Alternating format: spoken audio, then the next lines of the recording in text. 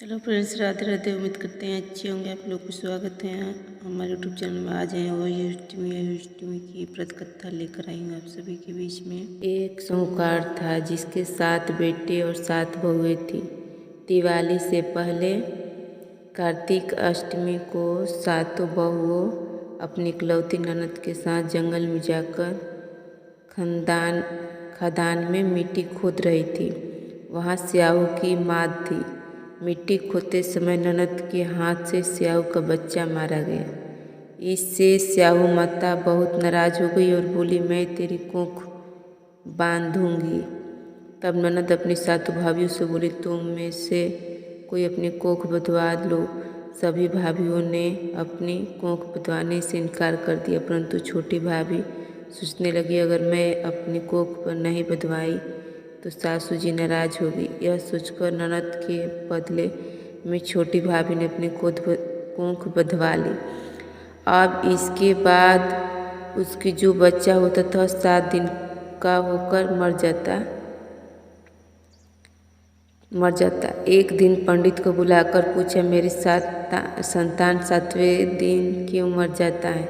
तब पंडित जी ने कहा, तुम सुरही गाय की सेवा करो। सुरही गाय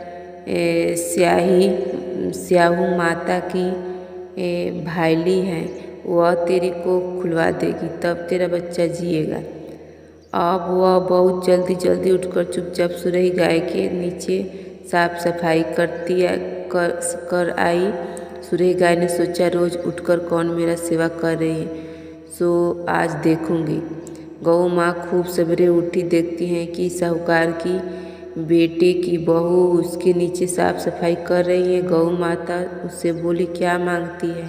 साहूकार की बहू बोली, स्याहू माता तुम्हारे भाईली हैं और उसने मेरी कोख बांध रखी है, मेरी कोख खुलवा दो। गौ माँ ने कहा, अच्छा ठीक है। तो गौ माँ समुंदर पार साहूकार की बहू को अपनी भाईली के पास लेकर चल पड़ी। रास्ते में कड़ी धूप थी। वो दोनों एक पेड़ के नीचे बैठ गई।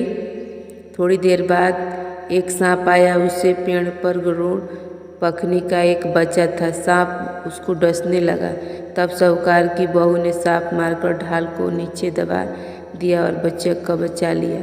थोड़ी देर में गरुड़ पखनी आई तो यहाँ खून देकर साहूकार की बहू को चोंच मारने लगी। तभी साहूकार की बहू बोली, मैं तेरे बच्चों को नहीं मारा, बल्कि सांप तेरे बच्चों के करीब आया था, मैंने उससे तेरे बच्चों की रक्षा की है।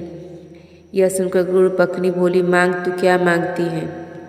वह बोली, 7 समुंदर पार स्याहू माता रहती हैं, हमें तुम उसके पास पहुंचा दे। तब गरुड़ पखनी ने दोनों को अपने पीठ पर बैठाकर स्याहू माता के पास पहुंचा दिया। स्याहू माता उनको देखकर बोली, आ बहन, बहुत दिनों बाद मैं आई हूँ। फिर कहने लगी, बहन मेरे सिर में जुए पड़ गए हैं। तो सुरही के कहने पर साहूकार की बहू ने उसकी सारी जुए निकाल दी। पर स्याहू माता प्रसन्न होकर बोली, तूने मेरे सिर के बहुत सलाई घेरी है, इसलिए मेरे 7 बेटे और 7 बहू होगी।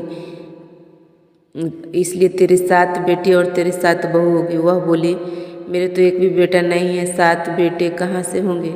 स्याहू माता बोली, वचन दिया है। साहूकार की बहू बोली, मेरी कोख तो तुम्हारे पास बंद पड़ी है। यह सुन स्याहू माता बोली, तूने झूठ मुझे ठग लिया।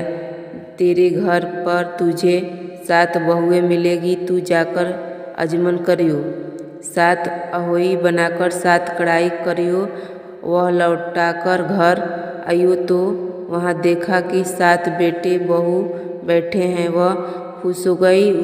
उसने 7 अहोई बनाई, 7 उजमन की और 7 कढ़ाई करी।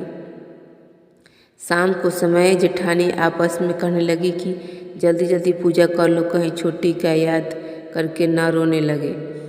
थोड़ी देर में उन्होंने अपने बच्चों को कहा, अपनी चाची के घर जाकर देखो आओ कि आज वह अभी तक रोई क्यों नहीं। बच्चों ने आकर चाची को मुँह कुछ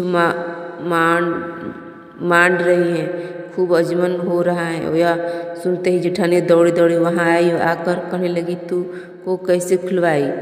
वह बोली तुमने तो कोख बंधवाई नहीं थी, सो मैंने कोख बंधवाई ली थी और स्याहू माता ने कृपा करके मेरी कोख खोल दी।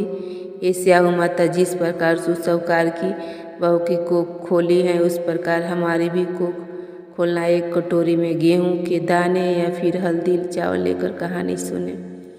जो भी ये कहानी को सुने और जो कहे कहानी सुने मात्र से सबकी मनोकामना पूर्ण हो कि सभी माँ की आंचर हमेशा बना रहे, माँ का पुत्र जहाँ भी रहे सब लोग सलमंगल रहे। और ये कहानी अहोई माता का कथा फ्रेंड्स आप लोग को कैसा लगा? अच्छा लगे तो लाइक शेयर सब्सक्राइब कमेंट कीजिए। मिलते हैं नेक्स्ट वीडियो में।